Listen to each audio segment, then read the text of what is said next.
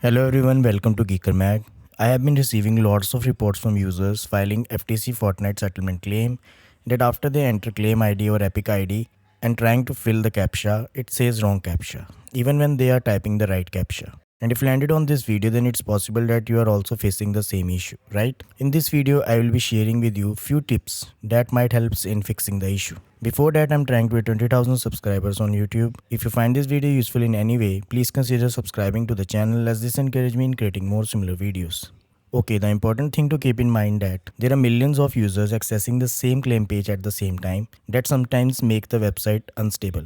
As a result, you can face different issues and CAPTCHA issue is one out of them. So in this situation, just refresh the page and try to input the CAPTCHA again.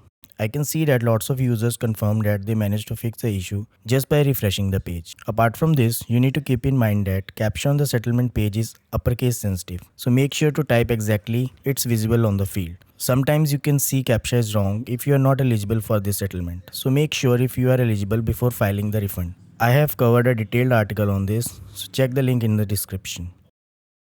Also, you can face this issue if the browser you are using have ad blocker feature. So if you are using the same, then I suggest you to disable that feature. You can search on Google how to disable it for particular browser. And at last, if you are still facing the issue after doing multiple attempts, then I suggest you to contact them just by using the email ID listed on the page. I'm sure they will definitely assist you. So these are some tips that you can use if you are facing CAPTCHA issue on Ftc Fortnite settlement page. Why don't you try these tips and let me know in the comments if any of them worked for you. And if you find this video useful, don't forget to like this video and subscribe the channel to get notifications about more similar videos.